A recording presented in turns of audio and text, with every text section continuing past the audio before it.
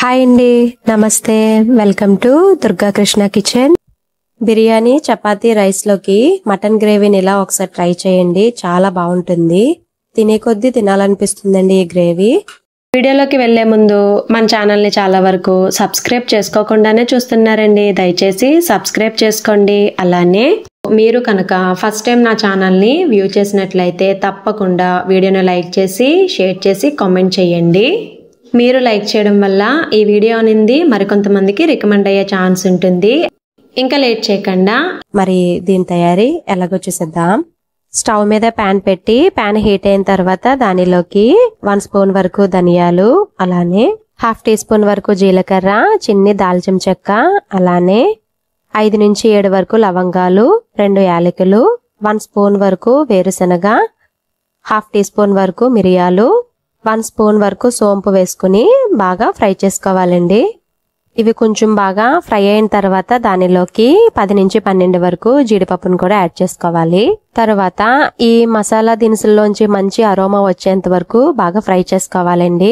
తర్వాత చల్లారాక మిక్సీ జార్లోకి ట్రాన్స్ఫర్ చేసుకుని దానిలోకి 1 స్పూన్ వరకు అల్లం ముక్కలు, అలానే సగం వెల్లుల్లిపాయ వేసుకోవాలండి. అల్లం వెల్లుల్లి పేస్ట్ ఉంటే వేసేసుకోవచ్చండి, కానీ ఇలాంటి నాన్ వెజ్ ఐటమ్స్ కి అప్పటికప్పుడు అల్లం వెల్లుల్లి పేస్ట్ వేసుకుంటేనే టేస్ట్ అనేది చాలా బాగుంటుంది. తర్వాత మీడియం సైజు ఉల్లిపాయ ఒకటి ఇలాగా పీసెస్ లా కట్ చేసుకుని వేసుకోవాలి. వీటిని మెత్తగా బ్లెండ్ చేసుకుని పక్కన పెట్టుకోవాలి. మనకి మసాలా పేస్ట్ అనేది రెడీ అయిపోయిందండి. ప్యాన్ పెట్టి ప్యాన్ హీట్ అయిన తర్వాత దానిలోకి ఆయిల్ యాడ్ చేసుకుని దానిలో 2 బిర్యానీ ఆకు, 3 లవంగాలు, అలానే 1 ఇలాచీ కూడా వేసుకోవాలండి. తర్వాత ఒక 4 పచ్చిమిర్చి కూడా వేసుకుని బాగా ఫ్రై చేసుకోవాలి. ఇవి కొంచెం ఫ్రై అయిన తర్వాత ఇలా పొడవుగా కట్ చేసి పెట్టుకున్న ఉల్లిపాయ ముక్కలు కూడా వేసుకోవాలి. ఇక్కడ నేను మీడియం సైజు ఉల్లిపాయలు 3 తీసుకున్నానండి. తర్వాత 1/2 టీ స్పూన్ వరకు పసుపు, అలానే టేస్ట్ కి తగ్గట్టుగా సాల్ట్ ని కూడా యాడ్ చేసుకుని మూత పెట్టుకుని మగ్గించుకోవాలి. ఉల్లిపాయలు ఎలాగా సాల్ట్ వేయడం వల్ల మనకి ఉల్లిపాయ ముక్కలు అనేది త్వరగా మగ్గిపోతాయండి. చూసారు కదా, ఉల్లిపాయ ముక్కలు ఇలా బాగా వేగిన తర్వాత దానిలోకి బ్లెండ్ చేసి పెట్టుకున్న మసాలా పేస్ట్ ని కూడా వేసుకుని బాగా ఫ్రై చేసుకోవాలి. మనకి మసాలా పేస్ట్ అనేది ఎంత బాగా ఫ్రై అయితే కర్రీ టేస్ట్ అనేది అంత బాగుంటుందండి.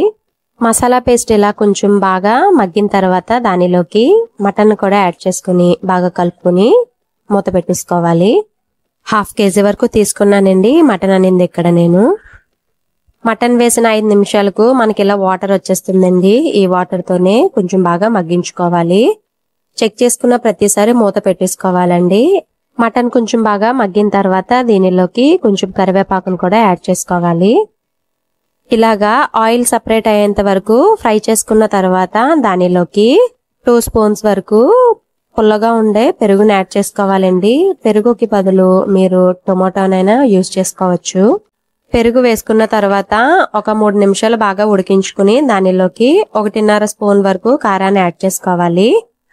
కారం పచ్చివాసన పోయేంత వరకు ఫ్రై చేసుకోవాలండి. చూసారు కదా, ఆయిల్ అనేది సపరేట్ అయిపోవాలి. అలా సపరేట్ అయిన తర్వాత దీనిలోకి 1.5 కప్ వరకు వాటర్ని యాడ్ చేసుకుని బాగా కలుపుకోవాలి. అలానే టేస్ట్ కి తగ్గట్టుగా ఉప్పును కూడా యాడ్ చేసుకోవాలి. ఆల్రెడీ మనం ఉల్లిపాయల్లో వేసాం కాబట్టి చూసుకుని వేసుకోవాలి. తర్వాత మూత పెట్టేసుకుని ఒక 5 నుంచి 6 విజిల్స్ వచ్చేంత వరకు విజిల్ పెట్టుకోవాలి. కుక్కర్ బాగా చల్లారిన తర్వాత మూత తీసుకుని దానిలోకి 1/2 టీ స్పూన్ వరకు గరం మసాలా పౌడర్ ని వేసుకుని, అలానే చిన్నగా తరిగిన కొత్తిమీరను కూడా వేసుకుని ఒక 3 నిమిషాలు ఉడికించుకుంటే సరిపోతుందండి. అంతేనండి, రెడీ అయిపోయింది మటన్ గ్రేవీ. టేస్ట్ అయితే చాలా చాలా బాగుందండి. మీరు తప్పకుండా ట్రై చేయండి. ఈ గ్రేవీ అనేది బిర్యానీ, చపాతీ, రైస్ లోకి చాలా చాలా బాగుంటుంది. మీరు ట్రై చేయండి. మీకు గనక ఈ వీడియో నచ్చినట్లయితే ప్లీజ్ లైక్ చేయండి, షేర్ చేయండి, కామెంట్ చేయండి. కొత్తగా ఛానల్ ను వ్యూ చేసే వాళ్ళు సబ్స్క్రైబ్ చేసి పక్కనే ఉన్న బెల్ ఐకాన్ ని గనక క్లిక్ చేసినట్లయితే నా వీడియోస్ మీరు రెగ్యులర్ గా ఫాలో అవ్వచ్చు.